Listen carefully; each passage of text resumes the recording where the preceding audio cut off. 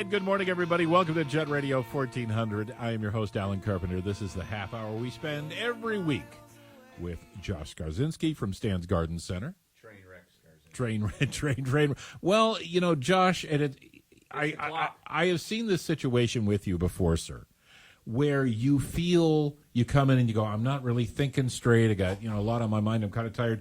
And then when we start talking, I hear all of this knowledge and experience about plants and growing that you just have. It's just in reserve. That's all. So when called upon, it comes out. So you think what I believe to be 30 minutes of dead air today will have just horticultural word vomit. Correct. And something will just appear. I think, now, for those who cannot see us, unless you're standing in the middle of State Street, which is not advisable today. Indeed. The revered, I don't know if I'm using that right or not, the clock that we use for timing everything in your world has gone awry again. So I'm blaming the clock for having this, creating this funk that I'm not seeming to be smooth today. If I'm ever smooth, I don't know. Please call in with your I honestly, all kidding aside, I think smoothness doesn't matter as much as really knowing your subject, which you do. Smooth is overrated, so that's how you're still employed. You know how I know? It's true. You know how I know? I've known a lot of people in my business who are very smooth, and once they get done talking, you go, what did they just say? Which doesn't happen with you. You've always got the background and the information, and the first word on some like last week, we upcoming varietals, upcoming innovations in the industry that the average astute gardener probably doesn't know about. I did just do the talk at Penn State, and that's kind of what I always trend towards is what's coming, what's being changed, what's being altered. So that I think that conversation stemmed from our To Be Coleus Fest because of all the crazy Coleus. May 18th through the 21st, we're having our first ever Coleus Fest. We grew 10,000 pots of Coleus, and I walked through them just yesterday. I'm like, oh, that was neat. That one's neat. It's kind of like cactus. When people end up collectors or like, I really like cactus. I like succulents. Oh, that one's really cool. You got to take it with you.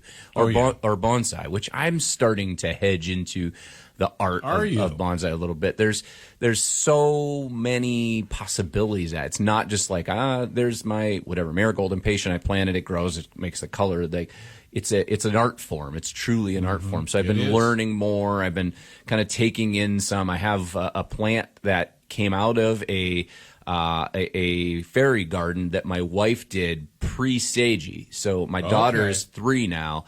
That fairy garden was in a 14-inch dish and just plain got tired. I mean, it was in this dish so long. It was a winter one, so you would leave it out in the cold garage and let it go to sleep. Okay. And I removed it now, cleaned the roots, pruned. I'm ready to dish it into a bonsai. So this fairy garden is going to get a rebirth into a bonsai life, and it is a mini tiny leaf elm. It's a dwarf elm that literally only will get in its maturity like a foot tall. Yeah. So I'm going to alter it a little bit, do some wiring so that the arms are very gracefully cascaded and layered, like you see that bonsai art look and such. So I did that during a spare moment when Seiji was napping, and one of those rare moments. So I have been playing with that. So when you talk about not having much to or not being smooth with your topic, this time of year I don't know what to pull from because there's so much. So we did just have Easter. So sometimes those gift plants, I'm going to start with that. For you may be looking at right now, if there's anyone out there listening, looking at an Easter lily that you got for a gift, gave for a gift, something like that, and wonder, well, what do I do with it in a week or two? The Easter lily is truly hardy. It is able to be planted right outside. It'll take care of itself. Once it sees a lot of heat in the summer and such, it'll start to fade and yellow and die back. and then it will come back again next year. It generally will not bloom in the Erie area on Easter because those are forced. They're timed specifically so that they have woken up for that specific date, regardless of when Easter moves. And the Easter lily will bloom in its good old day and its time when it's in the ground. Traditionally, we don't have 72, 75-degree days in early to mid-April, so that might adjust the time depending on how late or how early our spring is. The other things that you can go ahead and take right out of that pot that you gifted or were gifted to you is the hyacinths and the daffodils. Those will take care of themselves as well. They'll just go dormant with heat in the summer, and they'll just miraculously come back in your landscape. So they're kind of a twofold gift thing. Now, if someone were thinking, well, what about my tulips? Tulips are repeatable, but in the Erie area over the decades of it's hard to say. In the decades of experience watching tulips, they don't have the instantaneous reliability once they're forced that tulips, hyacinths, and lilies do. Once they have been forced, they've expended so much energy. They are repeatable, but that they're not as reliable as the hyacinths and the daffodils. And you may get a couple blooms. Say you had 3 pots and you had a dozen, you may get 1 or 2 blooms. The tulips are not as rock solid or absolutely reliable as your hyacinths, your daffodils, and your lilies. But those plants you can go right out and they get 2 lives. They have a pot crop Easter gift, and then they can be right out in your landscape. Wherever. It's interesting you bring that up after talking about bonsai, though, because bonsai requires so much patience, and it's such a long-term, slow payoff thing that there are people who, because it looks so cool, and it's such a fascinating art form, that's their first sort of foray into growing things. And that's sort of like saying, I'm going to learn a new language. I think I'm going to learn Chinese. Start with Spanish maybe, or French. Or just English. Or just English for some people in our community. But start with something that, and like you said, with like daffodils, they're so easy and they're beautiful, and that's a good place to start. People, I think it's our sort of rise and grind culture that people say, I want to start with something tough. Yeah, not a good idea when you're growing things. The other side is I just had a discussion with numerous customers about wanting to do either they have a new construction and they want to do a design, or they pulled everything out in the fall and now they want to replace. But the discussion was with myself and other staff members and things, what to do and what to design and everything. And when you take that on, when you take on that project, there's a whole learning curve, and it doesn't matter what it is. Like when I start talking about what's the light and what's the soil like, what's the moisture like in the spring and the fall, what's the midsummer heat like, what color's the structure, you kind of get the whoa, what do you want to know all that? I want azaleas over here. Well, no, that's the southern exposure with no trees on a dark gray background. That's going to be a really tough road to hoe for that azalea. That's not what that plant wants to grow in. So when we go back to bonsai, we have a local grower, Laura McGrath is her name, from Ashton Ferns, and she's been doing a lot of our kind of, I don't want to say custom, but kind of our older specialty dish garden bonsai material. She's been doing that. It was a change in life for her at COVID time. Her job did not do well with COVID, so she had this as a hobby. So she turned her hobby into more of her income, and she's been supplying us a lot of finished dish gardens. But when you do any sort of project, whether it's landscape design, whether it's you're going to have hanging baskets for the first time, they did all kinds of vegetables in containers and stuff now. Kind of the information that's out there blows my mind now. I have lots of customers that will come in and rattle off some botanical names and stuff. I learned about this. I looked this up. The information highway is so large that you really can learn to do something quicker than you used to. You know, it used to be word of mouth, maybe go to the library and a book. You can get all these videos and everything out there that you can become educated. So before you jump into, you know, learning Mandarin over just learning English or you know, whatever the analogy was, there's a lot of information out there to be had. But in that landscape design, when we talked at the talk at Penn State, we were looking at some of the gardens that Jenny Rose Carey had showed us that she has been to, and she made the comment that I kind of wanted to stand up and you know, do the amen, you know, like it's not an absolute cornerstone to a historic church that you're building. If something's not working out and it's just not the plant you thought it was going to be, it's not thriving in that area, it is totally rebootable. You know, even I have this dish garden that I'm working on, that we were talking about off the air with the with my wife's fairy garden, and if it doesn't work in that dish, I might put it back in a larger pot, let it recover. And like I think a lot of people think that when they come in and do a landscape or even add some plant material, that it's an absolute lock solid, permanent, in stone. I filed this at the Prothonotari's office. It's permanent kind of thing. And it really isn't. It can be a work of art that you know, when an author writes a book, I'm sure they you know, write a couple pages, write one chapter, they go have their life, they come back, they hit the book. Your garden's absolutely, and your education or learning curve can absolutely change and alter. Like, you know, I've been doing this literally my entire life, and I've kind of recently become more interested in the last couple of years with the orchid, because orchids have thousands of varieties. I went through the gardens in Pittsburgh there. I almost said Shed Aquarium. That's the aquarium in Chicago. See, it's the clock, Alan. I know it is. It's the clock. The clock is like an old VCR flashing 12, 12, 12. Phipps, not to interrupt before I forget, Phipps Conservatory, and they had a special display set up on orchids. And I walked through, having been in this industry my entire life, and I left thinking, wow, I had no clue there was that darn many orchids. Yeah. Like I knew about the gifting pot orchids that are commercially so popular, but when you look at all the different orchids, I see how there are orchid societies and people that hobby in orchids and such. So don't get kind of claustrophobic to that, like, well, my neighbor has a burning bush, let's plant a burning bush. My neighbor has a forsythia, let's plant a forsythia. Like, you know, your design can be a constant work of art, as can be your learning curve with all of the green goods. And I talked a little bit when I did my talk with about herbs and their uses.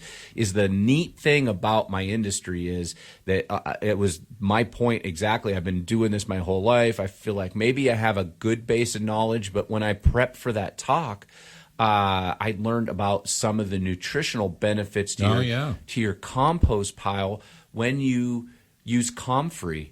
And comfrey is that healing drug that they make salves out of, and it helps to reduce inflammation and stuff. That's what it's known for. But yet, little known fact is it is a deep, wide rooter. It's a very, very large leaf, vigorous plant that pulls more elements than most plants do, period. Interesting. Like the tomato, it's extremely nutritionally demanding. So comfrey pulls out of its really aggressive root system nutrition that's very high in potassium, magnesium, things like that. It takes it out of the earth. So it's one of the best plants to grow and then just sacrifice to the compost pile because it's so leafy. So I just kind of like, oh rich yeah, with nutrients. Yeah, like over the years, I'm like, yeah, I know people ask for comfrey because it's a natural inflammatory reduction. Right. But when I started doing my homework and kind of just getting to know some of these plants, I'm like, oh, no kidding. That's not actually what I said, but I won't repeat what I said. Yeah, what you said probably was more compost heap like. No, manure. That's what. and then when they say, hey, it's a really good additive to the compost pile, I've never read anything on any other herb that says, hey, make sure you compost that. Yeah. Like, That's interesting. Yeah, this plant pulls a very high charge of potassium and magnesium, which are really, really good elements for warding off diseases and things in most plants. So, if it's a plant that dies back in the winter, why not take all those glorious leaves, compost them in your pile? Yeah. So I was like, that's cool. So my point was, when I was explaining is like, look, there's never any chance that I'm going to know it all about all of it. Sure. And that's, for someone to say that they do know it all in this industry is fooling themselves. That's the neat side of it. So the art or the canvas of what plant material you use, I'm always pushing, driving, maybe even putting it in their wagon for them, something that is a little outside the box. Like, hey, instead of using burning bush, which is they're leaning towards naming invasive now, let's go with chokecherry. It's a native. It does the same thing. It gets fiery red. Right. It actually gets a little tiny blackberry that doesn't make a mess that the birds love. It's a great Certainly bird food. do. So if you're filling your bird feeder and you want native plant material, look at a chokecherry. They've come up with cultivars now that stay very tight. The original chokecherry was enormous. Right, yes. And people would be like, "What do you want that in your yard for?" Yeah, we had them around where I was growing up, and I remember them being sprawling. Yeah, but they're really easy to grow. They have now cultivars that one they call hedger, which is more upright and columnar. So you could actually make a hedgerow out of it, and it's still chokecherry. It's just native vars or little sports that they found out of like a field of 10,000 older chokecherries, and all of a sudden like, wait, look at this one. And if like me, you love birds, if you've got a hedge of chokecherry, you're going to have entertainment all the time. So we have recently kind of jumped on the birding thing more than we had in the past. A lot of the local customers used to use another local business that has retired. So we picked up a lot of their accounts, both on the purchase and the sales side.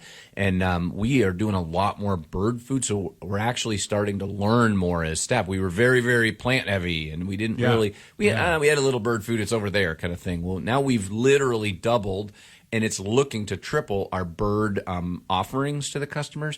So we're having to inadvertently kind of learn the birding thing more than we have. So that's another interesting side to the natives, the nativars, what they're eating, like leaving seed heads on certain plants so that your birds can feed. They actually look good in the winter too. So when folks put in ornamental grasses even, they'll say like, well, what do I do with this thing? I said, well, this plant actually has winter character and winter texture. It's one of the coolest grasses that is the backdrop of snow. So don't be too quick to tidy everything up and cut it down, because the birds love it. They'll pick all those seeds out all winter long, and you didn't even have to fill your bird feeder with it. So that's going on. I guess my point, because I wasn't sure what my point was going to be today, is either of us ever know our point? No.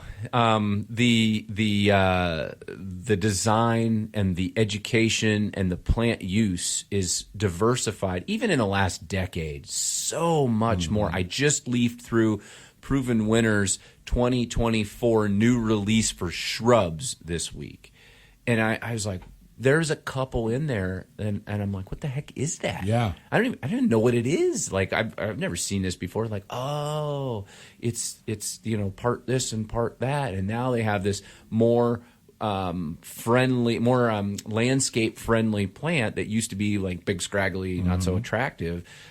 They have some crepe myrtles now that are North Hardy that they've been working on for years that are being deemed, I'm using air quotes, fully hardy this far north.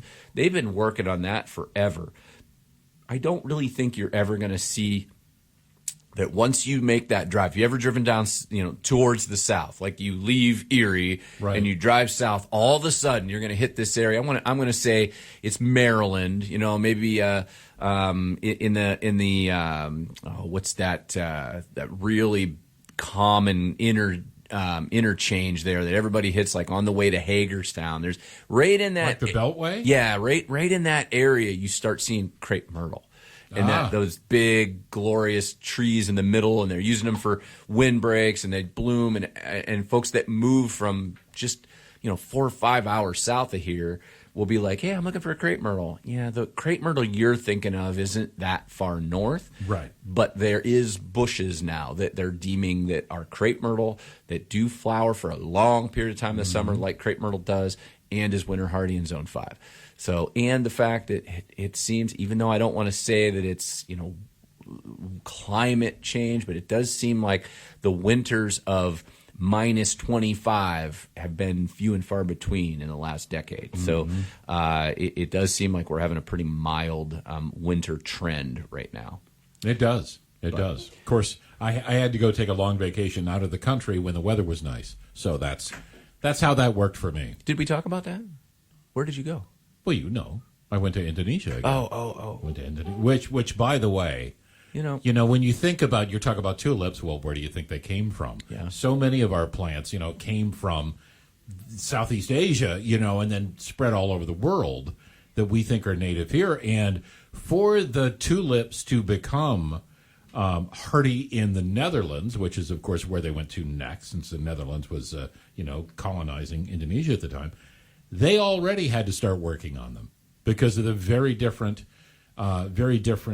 climate, and then to bring them here, they already were working on it. So people who are, skittish about, working with plants and changing how they operate, it's been going on for hundreds and hundreds. It's been of years. going on in the wild before we ever got involved. It was doing it itself. Right. But now, to backpedal about where we are, if you were to walk in the store, either garden center, east and west, both open, full guns. We're open Monday through Saturday, 9 to 6, Sunday, 11 to 4. And April 30th, the last day of the month, we start going 8 to 8 already. Okay. So April 30th, before even May 1st it happens. Timing can be really messed up. So I think if I have like a public service announcement and like, hey, you're going to listen to a radio show on gardening, there is a good host of folks that come in the garden center because their particular plot that they garden, that they vegetable, that they flower, whatever it is dried out. They've got the weeds pulled out. They got it cleaned up. They added some organic matter. They worked it up, and they come into the garden center. And the question is, why aren't the peppers ready on the bench? It's just not responsible gardening to put warm loving things in, even though you get the week of warm temperature. So I guess that's kind of my warning, like even though it's an anomaly and you want to get a jump on it, if you look at the weather from Monday and Tuesday and into Wednesday next week, you're going to see 36, 37, 38, and those peppers would be done. So even though there's a lot of folks that are really antsy and are like, hey, look, it's 72, one night can erase all your hard work, even if it stayed like this for 2 weeks. That's an excellent point. The other thing that happens, and it happens slowly, is that lake needs to warm up. It's 44 today. That keeps things cool because we're close to the lake. And then you hear folks that have lived, south of the city away say, yeah, but will this live where I live? I'm south of 90. I'm here, there, Waterford, whatever. Right. So it gets cold there. They're referring to that thermal temperature hold of the lake. So spring occurs a little bit later for us, and fall drags a little bit longer because we have all that energy built up in the lake. And you hear about lake effect snow. That's caused by the cold air going over the warm water, picking all that moisture. So what happens to us right now is you'll get that warm temperature. The air temperature, you get a southern wind, and then a couple days later, it can literally be in the 20s. So that thermal reaction of the lake needs to happen with our soil. So even though you put things in that you think, oh, it's 70 today, that cold, wet, damp ground definitely does not bode good for putting things in that like really evenly moist, warm feet. And that's your eggplant, your zucchini, your peppers, your tomatoes.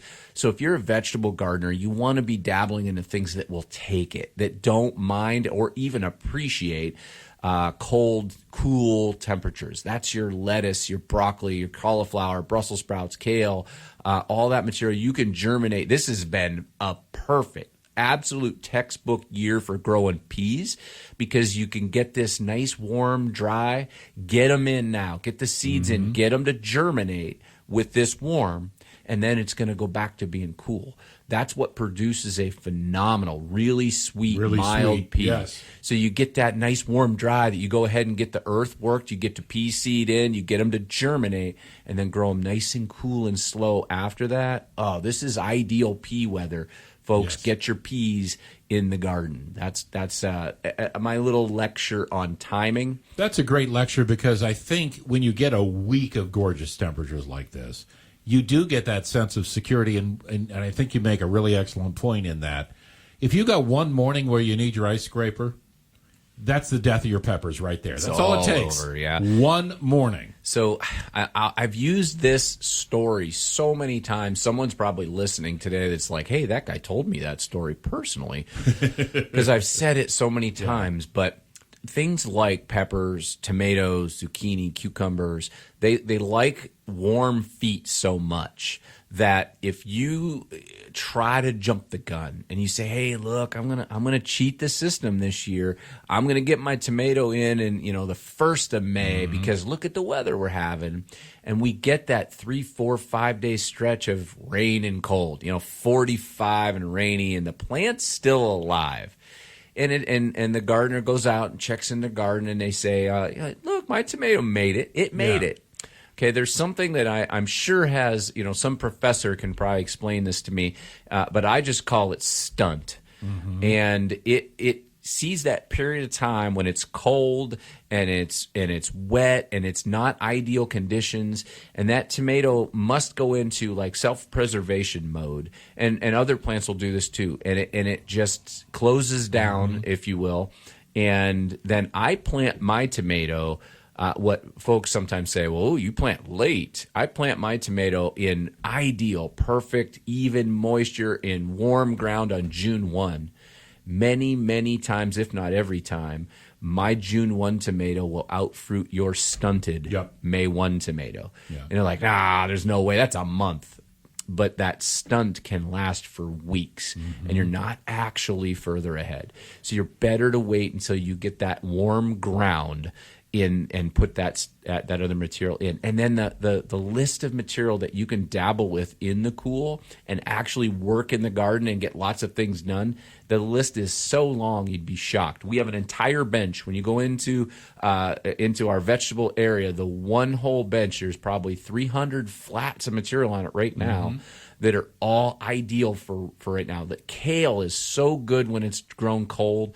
And like I said, your broccoli, cauliflower, kale, cabbage, collards, kohlrabi, all of that material, all is best eaten grown cold. So dabble with that. And if you're like, I typically don't grow that, if you're eager to get in because you see the weather outside now, this is definitely the season to do that with. So timing is huge. Lots of folks have been in over Easter and just after Easter being like, something wrong? Where's the geraniums? Where's the impatiens? It could literally have 2 inches of snow on the ground right now, and then you wouldn't be saying that. So it's timing really is everything as far as planting all that. You would be surprised at the elaborate Excel sheets that we have that controls all the timing of all the different crops. It's a science. So just please trust us when we tell you the timing does matter a lot. Speaking of timing, we're just about out of time. I used my cell phone. It was all right. It's all right. I didn't look at the same as the big clock, giant radio clock, Yes, but it's not the same. Well, I'm going to let you get back to work and do what you do, but remind us once again the current hours of Stan's Garden Center. Yeah, right now we're at both locations, Monday through Saturday, 9 to 6, Sunday, 11 to 4, and we'll be going the 12-hour shift starting April 30th. All right.